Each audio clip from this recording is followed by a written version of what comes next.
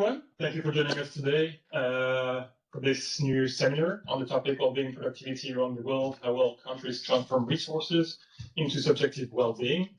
May I please remind our participants joining us online to remain muted. We will be able to answer your questions, so feel free to type them in the chat below. And yeah, enjoy the session. Nikos. Thank you very much, Damian. Are you recording, Dave? Yeah. Yes. Thank you very much, Damian. Good morning, everyone. Thank you for being here. Also, a big thank you to all of you who are online with us as well. Today I will be presenting a joint work with my colleagues, Francesco Saracino and Kelsey O'Connor. And as Damian said, the title, indeed, we try to see how well countries transform their resources into subjective well-being. To do that, we apply non-parametric linear programming techniques in order to to calculate well-being efficiency and well-being productivity. With the term well-being efficiency, we refer to the effectiveness with which countries can transform their resources, a given set of resources, into well-being. And we do it by applying data and development analysis. Well-being productivity is a similar term, very similar to well-being efficiency, but it adds the notion of time, which allows us to track changes over time. Another advantage that it has is that it can be decomposed into efficiency changes and technology changes. We compute well-being productivity using Malmquist Productivity Index. Very quickly, the key messages that we get from this research are three. First, we find that countries that have very few resources can be fully efficient. So it is about how you use what you possess and not how much you possess. Second, we find that well-being productivity over the period that we examine, which is 2006 to 2023, has remained at the same levels, has remained stagnant. But at the same time, we know that subjective well-being increased a lot during this period. So we understand that this improvement is only because of the use of more and more resources. Third, we support that the emphasizing on well-being productivity can shift the attention from a logic that the more result is better, and it allows us to assess the progress of a country relative to its history, to its past, instead of relative to the best or the worst countries. And this is much fairer. And this can include to a more sustainable well-being. And we support that this is important because a high level of subjective well-being does not necessarily mean an efficient use of resources. And that drives us to the outcome that happy lives are not just a matter of quantity. So we need to focus on how well we use those resources and not how many there might be. So it is a measure, concluding it is a measure that relates to eudaimonia and Amartya Sen's capability approach.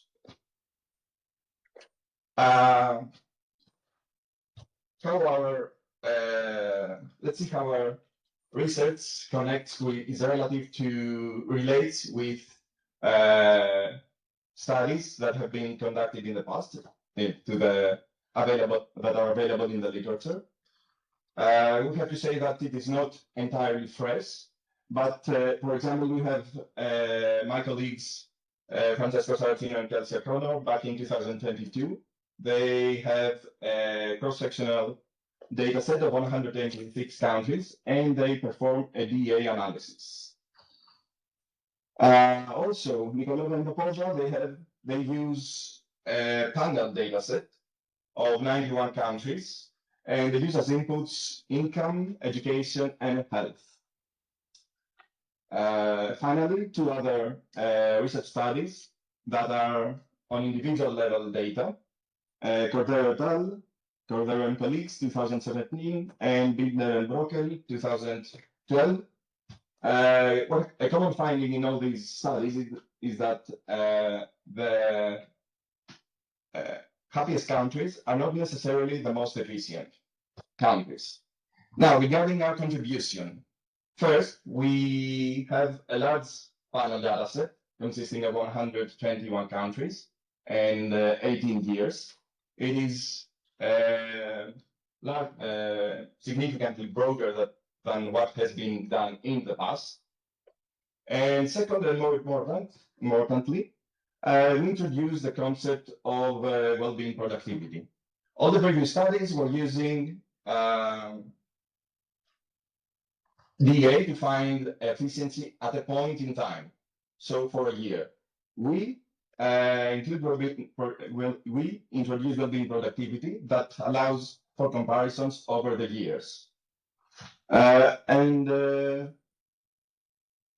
Which allows comparisons across years.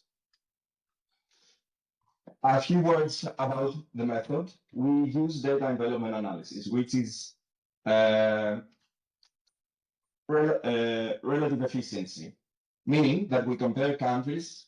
In our case, we have countries. We compare countries between them to find which are the most efficient countries. We have inputs, and we also have the output, which is subjective well-being. And the most efficient countries, they lie in this efficient frontier line, which actually depicts that as I said, the most efficient countries lie on this frontier. All the rest, they are enveloped by this frontier, and the score of the efficiency score they get is less than 1, but greater than 0. So the efficiency score can range from 0 to 1. The subjective well-being production function that we rely on is the following. We have subjective well-being as the output, and we use some variables in order to show how it is produced, how subjective well-being can be produced. So we use GDP per capita, healthy life expectancy, perceived absence of corruption, freedom to make life choices, social support, and generosity.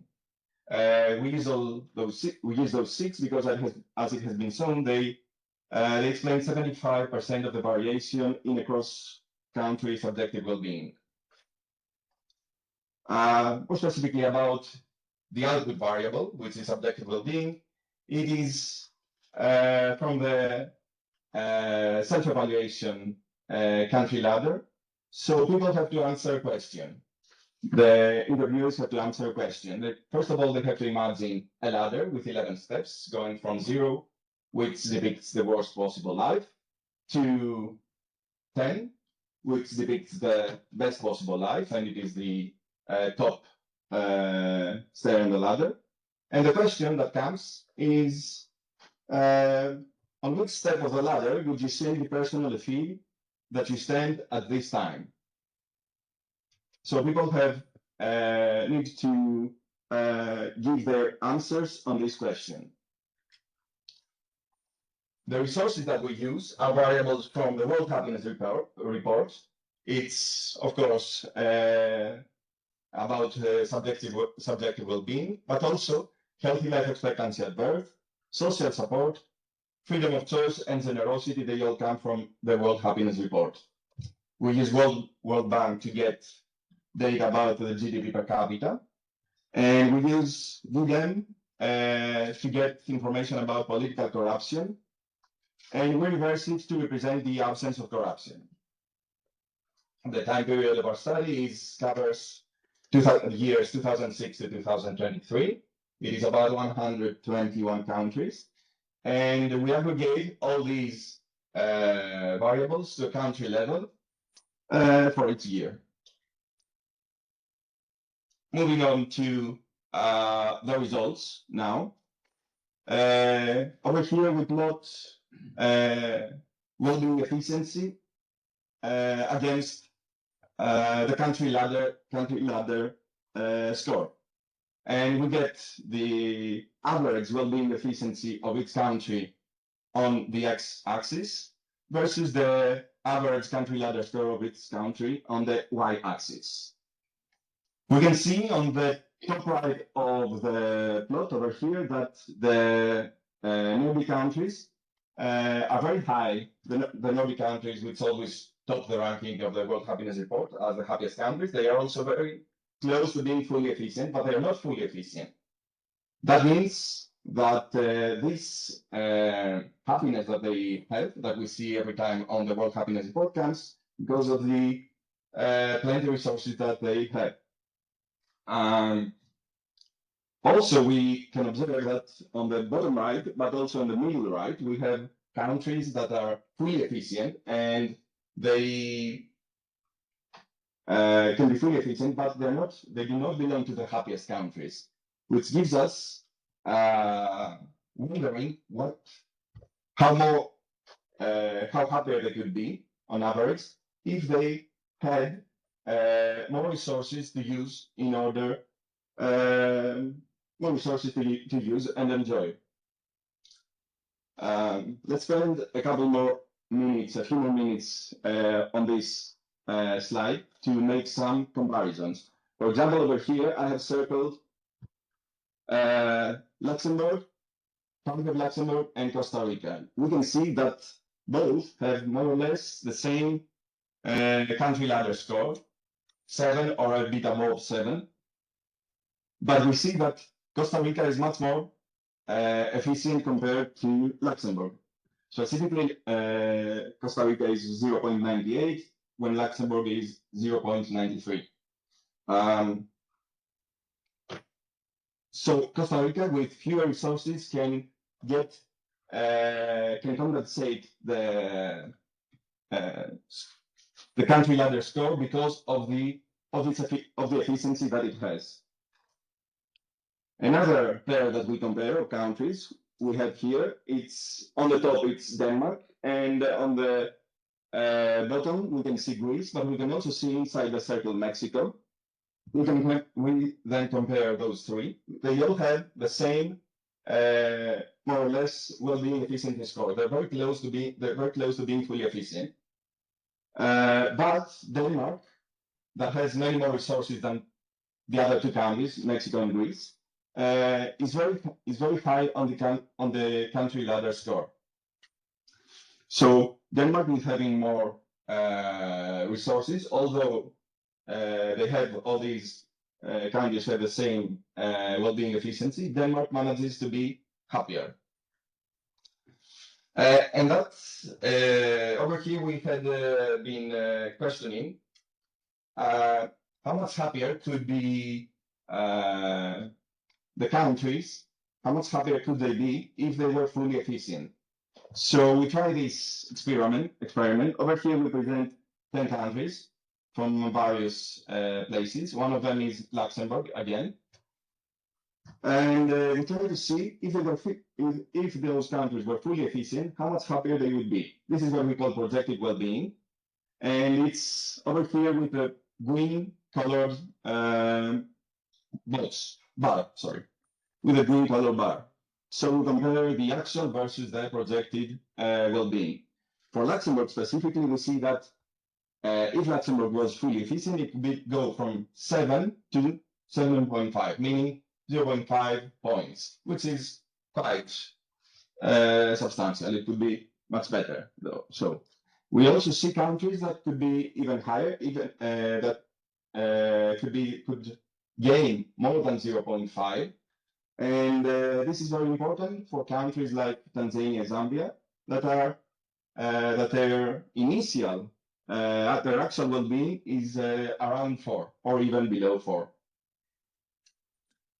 The next thing we did was to organize the countries that we had into 7 world regions. And over here we contrast the average country ladder score of the world regions. We contrast it with the well-being efficiency score of its region. The first thing that we see is that East Asia is the only one that is very low on well-being efficiency. It's 0.86, while all the others are very close, ranging from 0.91 to 0.95. Another thing that we see is that Europe and Latin America and the region of Latin America and Caribbean, they have more or less the same country ladder score, but Latin America and Caribbean is more efficient than Europe. So Europe has achieved this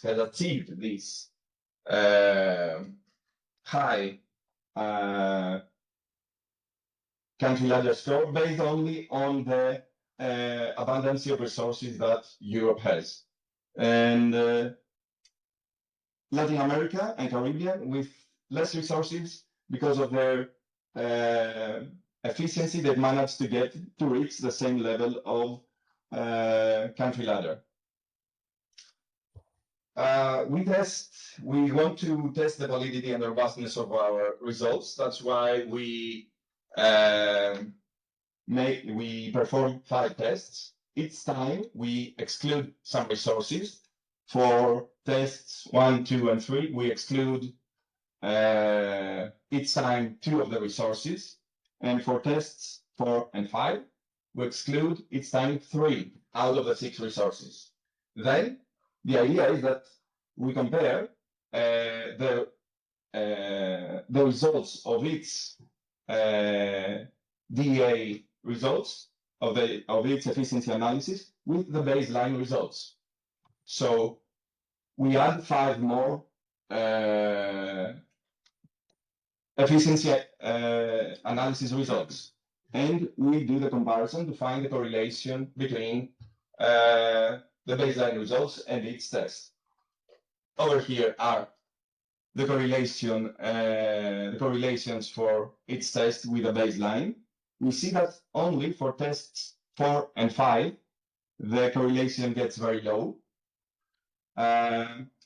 meaning that when we exclude 3 out of 6, half, 50% of our resources, then it's only then that the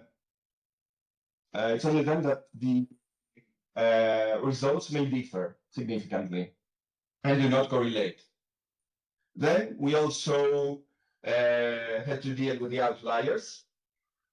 So we dropped the top and bottom 1% of the dataset for each time for different resources and also for the output variable. Based on the results, we did 4 tests, again computing DA analysis 4 more times and comparing the results with the baseline results, and we find that the correlation results are very high, are highly correlated to the baseline. So far we have computed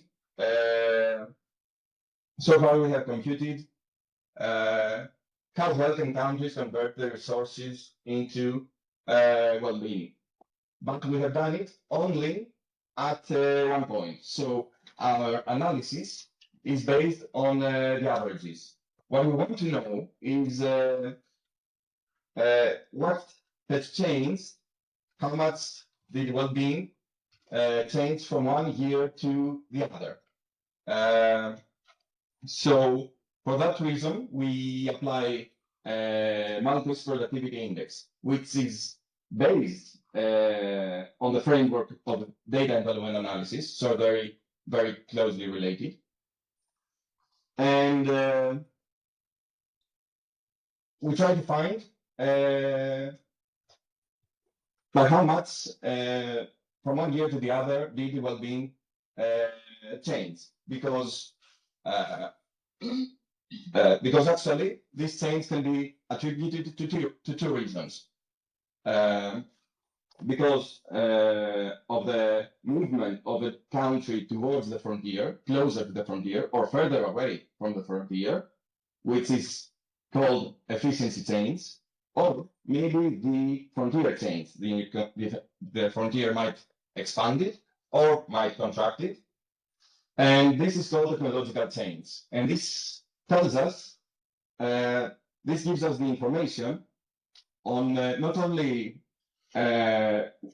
this gives us information on why did we have that change. Was it because a country moved closer, became happier, or was it because something changed in the technology? So the Marcus Productivity Index has two components, the efficiency chains and the technological chains.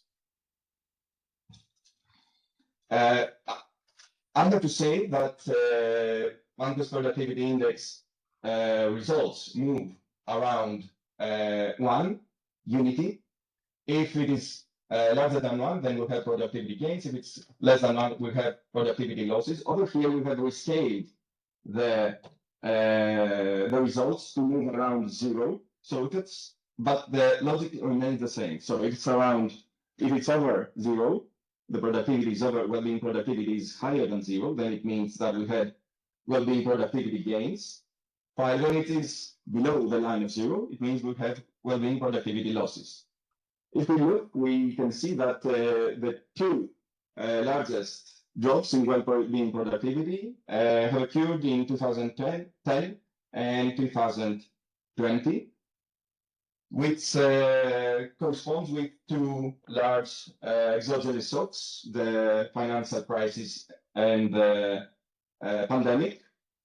We also see that over the years, it has fluctuated. The well-being productivity has fluctuated, but mostly it is below the line of 0. So mostly we had well-being productivity losses. To visualize more, to visualize better this, we equalize well-being productivity, the average well-being productivity of year 2007 equals 100, and then do the according changes on well-being productivity, but also on the components, which is, as I said, efficiency change and technological change. With the blue line, we see the well-being productivity. Over the first year, we had some productivity gains, but then it comes the drop, which goes it's more than the well-being productivity gains of the first years. At the end of the data set that we have, we see some gains, but still it's well below the initial level of 2007, our first year. We also see that the efficiency, the two components, efficiency change and technological change, they have exactly opposite directions. And after 2017, there has been a steep increase in terms of technological change. This starts before the pandemic and continues even afterwards. So the last year, there has been a change in the way we experience well-being. Now, for Luxembourg more specifically, again with the blue line, we have well-being productivity. Again, year 2000 has been set equal to 100, and we do the subsequent changes accordingly. We see that there has been well-being productivity has been steadily improving for Luxembourg, with the only exception coming after year 2021, where it drops a bit, but still it's not huge. In total, on average, there has been a 9% increase in terms of well-being productivity.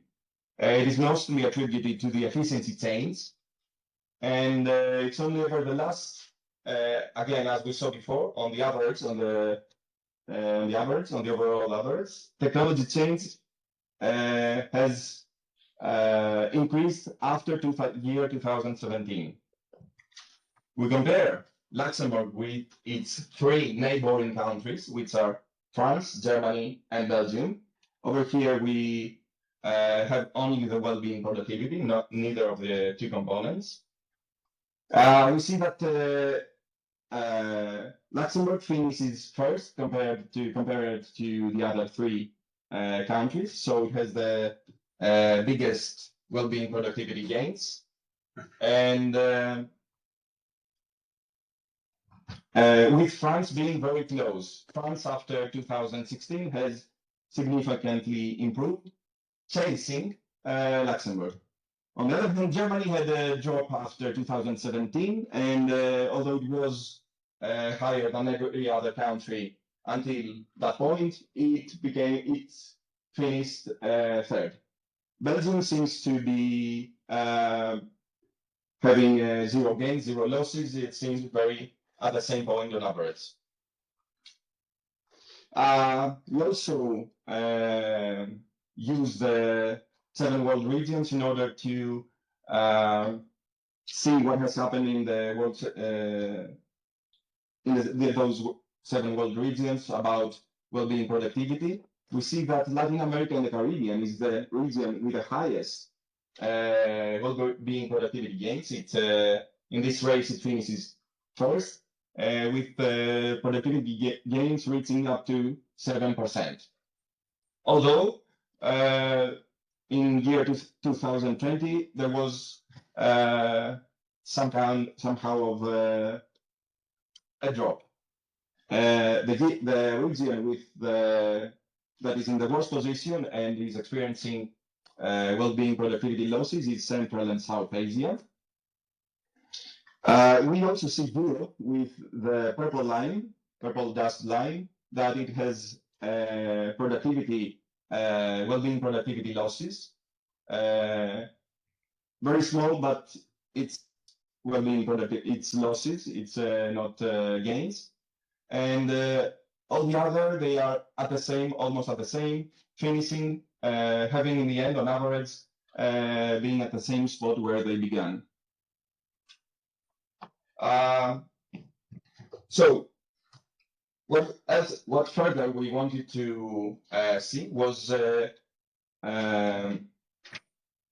to study what can influence well-being productivity.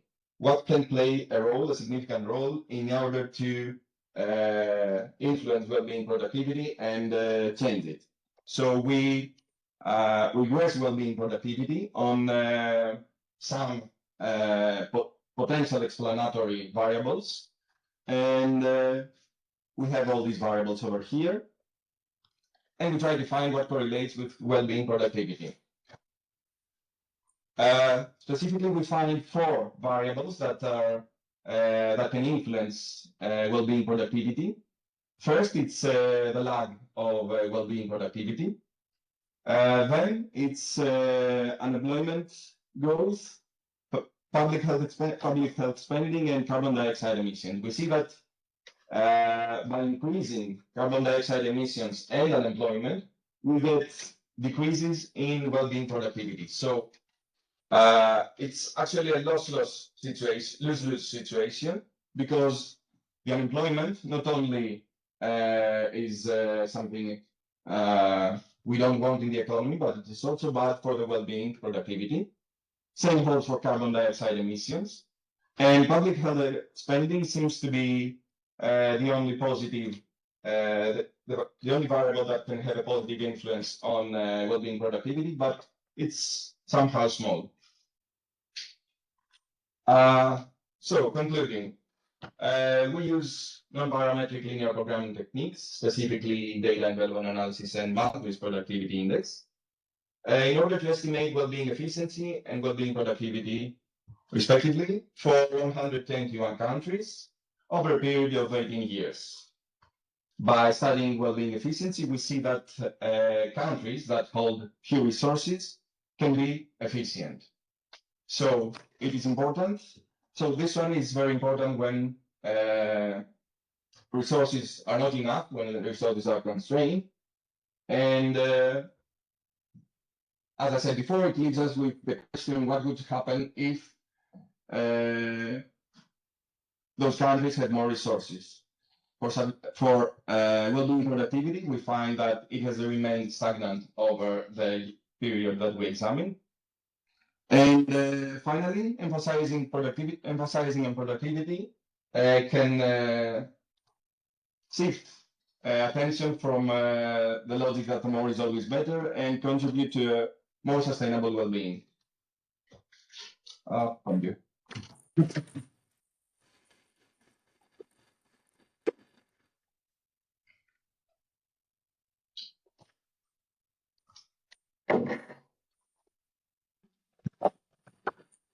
But we can ask questions online. We can ask questions, yeah. Yeah. Question? Anyone? Yeah, sorry. I will ask my main question. Other questions I will send by email to you. So I have many questions which might be not really relevant. Yes. So my principal concern is, as far as I understand, you will be publishing that paper in a journal, right? So if I understand correctly, literature, which I might not know exactly, this country Level. country leather, all right. It's the key country leather. It's the key measure of the well-being in the literature, right? And you are suggesting a new measure, Yes, to some extent, right? Then you showed us the correlation on the slide 9. You had many times. This slide suggests to me that the correlation is not really there, if I understand correctly. So, like, it's not correlation. It's more that we plot country ladder versus well-being efficiency in order to see if happiest countries are also the most efficient countries. Yeah, I understand. But however, my point here is that for some countries, it looks like for the same country ladder, there are horizontally, looking horizontally, right? There are number of countries which have very different well-being efficiency, right? Yes. And also, if you look vertically, for the same well-being efficiency, we have many country ladder measures. So, which suggests to me that your proposed measure is somehow orthogonal to the measure which exists already in literature. So I will not judge whether it's correct or not or whatever, but I might suggest that probably you could maybe motivate a little bit. Why should a reader of your paper or someone who accepts your paper will rather believe in your measure than what is already existent in the literature since quite some number of years? Yes. Yeah, I shut up here and will send you the leftover by mail. Leftover, okay. Yeah, thanks a lot for this, Jenny. Yeah, it seems that there are countries that might be horizontally looking at the same country ladder, but there are others more efficient. But this denotes that some countries can be more efficient. At the same time, this doesn't mean that this is only the output. It's not only the resources. So over here, we are looking only at the output, which is country ladder, okay? At the same time, to get the results of the efficiency, you don't only need the output, you also need the inputs. Over here, we do not have a view of the inputs. So, Jordan and Armenia, okay? They might have the same output, more or less. They are on 5 on this scale, but it doesn't mean that they also have the same resources, okay? So there is, don't forget that we also have 6 resources. There might be substantial differences, and the equation understands differently what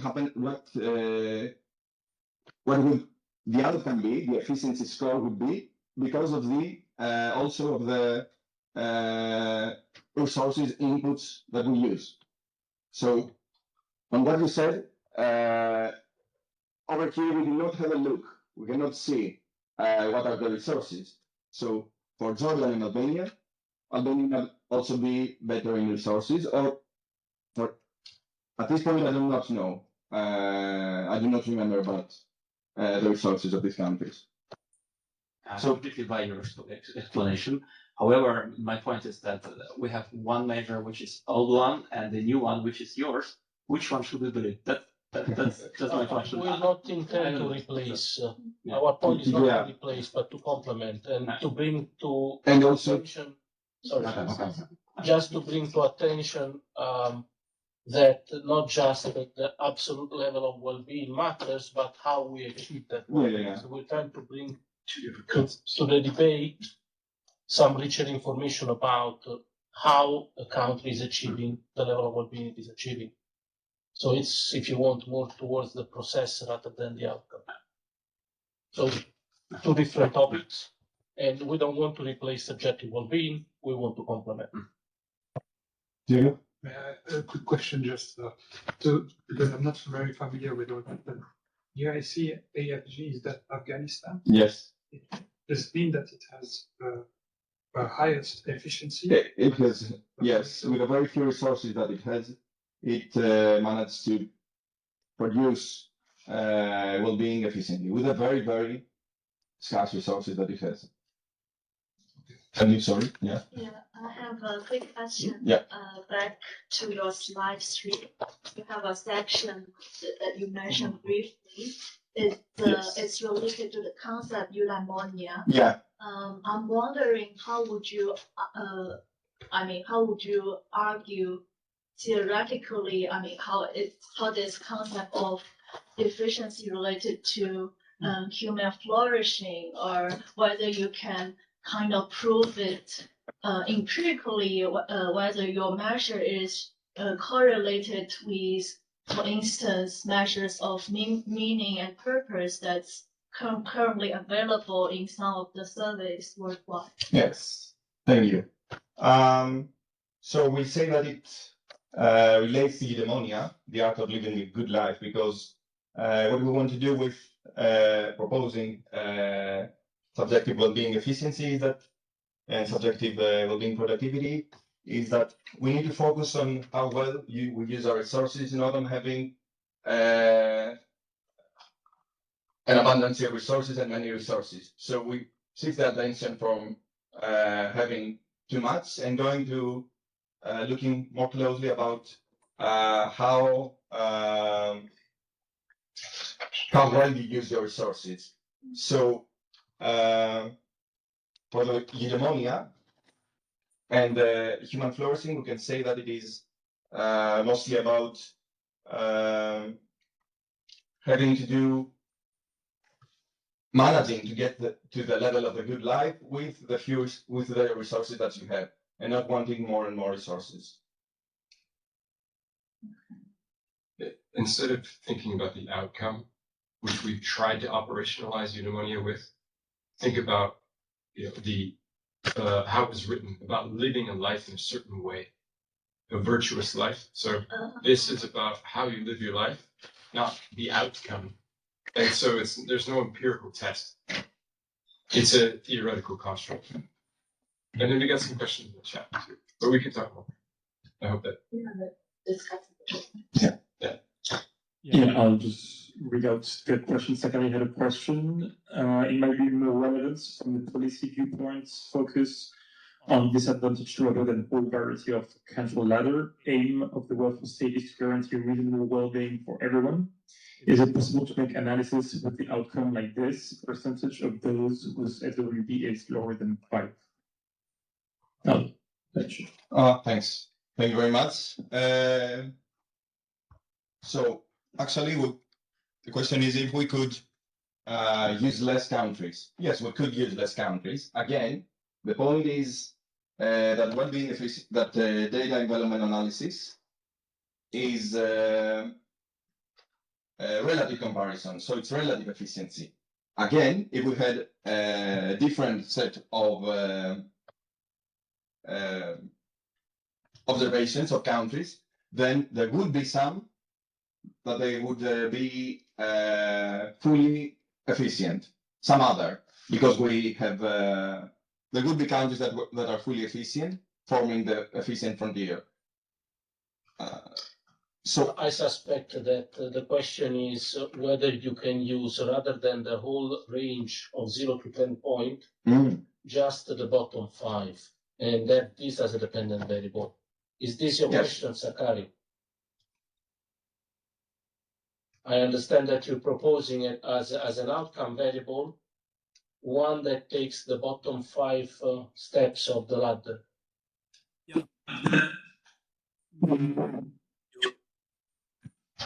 Thank you for clarifying. Yeah. thank you. We sure could though. It's like a Yes. suffering index instead of the. Yes, average yes, level yes. well-being. Yeah. So, yes, So we would have less countries. you just No. change the outcome. Okay. Within a country, you change the Rather outcome. than taking the whole, the average over the 10-point scale, you're taking the average of the bottom 5 points. Okay, yes. And so basically what we will be producing is a measure of how efficiently a country is producing misery. It's the share, it's the bottom, it's the share of the population who are in misery. So you just change the outcome there. We recalculate the outcome, and then the DEA can be recalculated on everything. So it's the population share who is reporting 5 or lower, or actually it's a 4 or lower. So it's the suffering, the share of the population is suffering. So it has a different ethical view, which is absolutely fine and interesting. I think also from the policy point of view, yeah. So it's just a different approach. Okay. So the answer is yes, Yes. it's possible. We need to do it. We need the microdata, so we can't use Yeah, the yeah. average report data, but the microdata, yeah.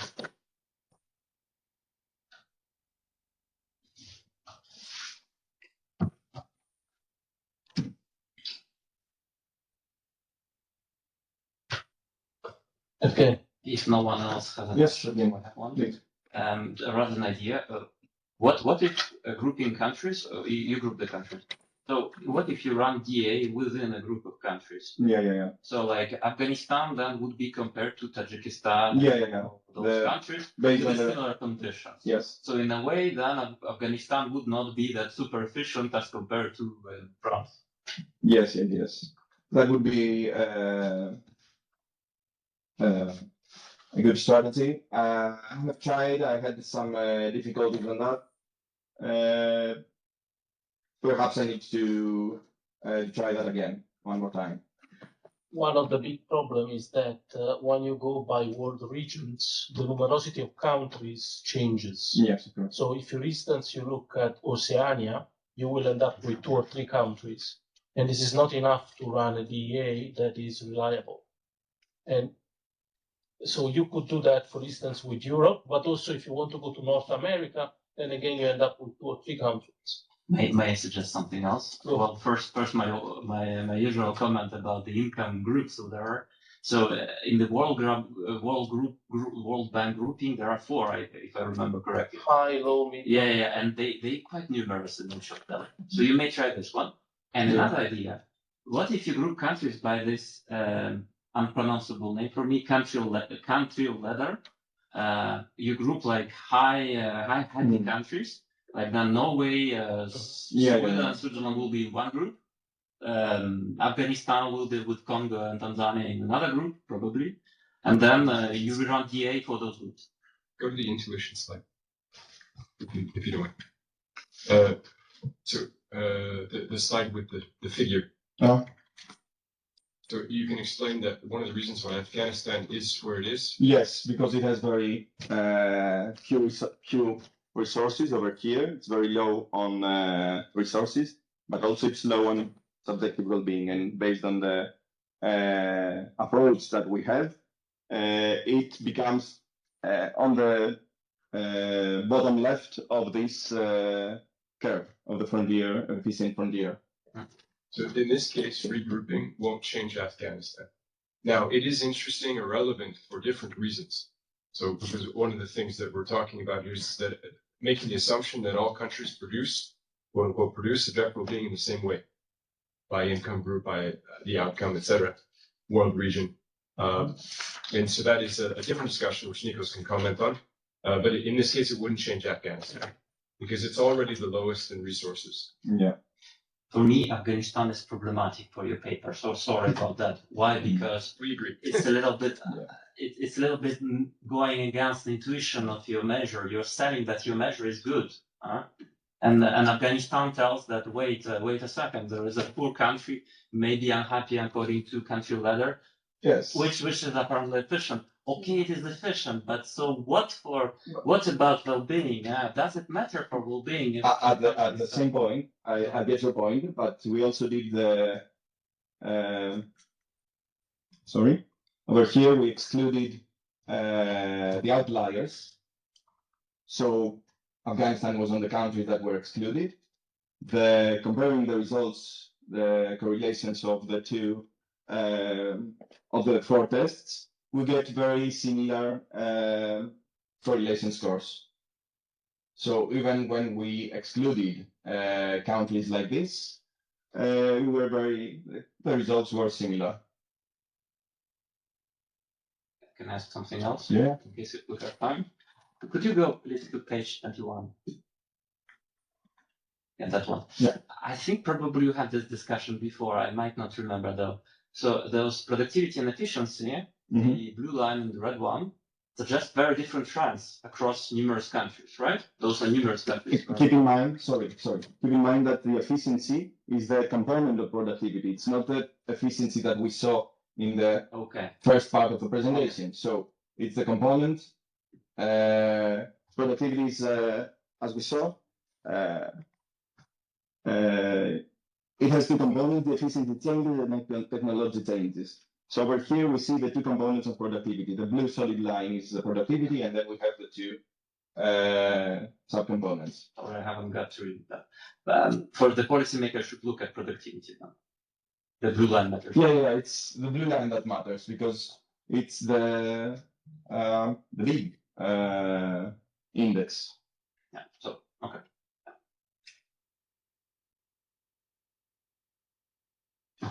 May I ask something else? Yeah, sure. If you're not too tired, so I won't need to send you an email then. Yeah. So you mentioned this abundance of resources in the European Union, in Europe, right? Yes. Remember correctly. I didn't notice the number of the slide though. So you said, well, those resources, if I recollect well, the resources are life expectancy, life satisfaction, something else, right? It's the resources that we saw. Yeah. Sorry, I forgot your list of resources. Yeah, this one. Yes. Healthy life expectancy, perceived. Okay, corruption. Yeah, pretty much. Also, social support, generosity. Okay, so although I think they are very good choice of, honestly, I think they're very good choice of the input. But I might be a little bit cautious calling them resources though. In the strict sense, since I consider myself as orthodox economist. So I think that when you say resources to an orthodox economist, someone might think, okay, let's talk about, I don't know, the oil, I don't know, some gas or something else. So, that's what you mean. Yeah, maybe another word for so that. Wait, over here, it's what we do for the data development analysis, the efficiency analysis. The efficiency analysis, there are outputs and inputs. We cannot call them inputs because actually what you do on inputs is that you have a managerial decision. You can increase capital or labor if you think of or decrease them as much as you want. Okay, of course. Based on some decisions. Over here, we cannot say that we double healthy life expectancy. If I may, the scope of resources in economics is what is considered resources in economics is evolving. So I guess even mainstream economics would not see anymore only capital and raw material as resources for an economic process. I believe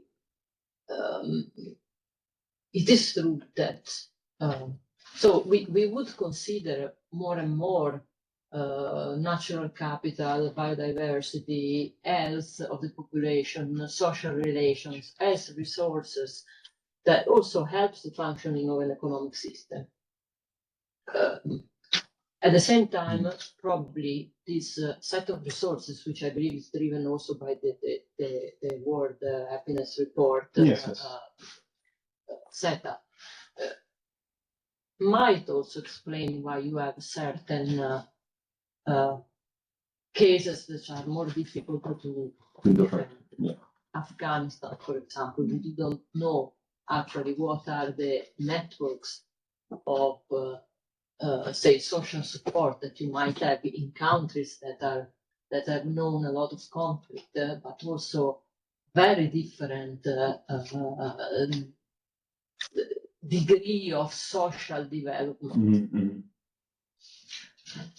This point allows us to maybe clarify an important aspect. Let's draw a parallel with economics. The measurement of efficiency, standard measurement of efficiency in economics, takes capital and labor as inputs, takes GDP as an output, and sees how well a country is transforming this input. Why is it doing this? Because we have a very strong theory that tells us what are the ingredients of growth. Maybe we go back to the Solow model, whatever you want. Now, what is the production function of happiness? Here is the problem, because if you ask me, I will tell you a certain list of ingredients. If you ask someone else in the literature, would tell us another list of ingredients. So how do we find a production function of well-being on which we all agree? In order to avoid the arbitrariness in making this choice, we decided to adopt the framework of the World Happiness Report that basically explains the different levels of subjective well-being around the world based on these 6 variables. Why these 6 variables? Because in their first or second report ever, they showed that cross-sectionally, these 6 variables together explain 75% of the variation in cross-country subjective well-being. So we kind of stepped back with respect to what is a well-being production function. And we just accept that this provides a benchmark with which we should all be in agreement. And so this is why we use this as these 6 variables and not others. We could have included environmental quality, for instance. We chose not to, just to stick to what has been shown in previous works.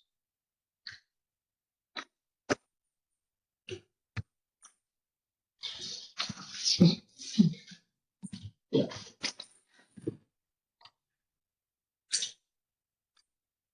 Any other question? No further Maybe questions. from the online now? Online, no further question.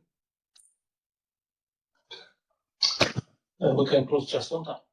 Just in time. Thank you very much.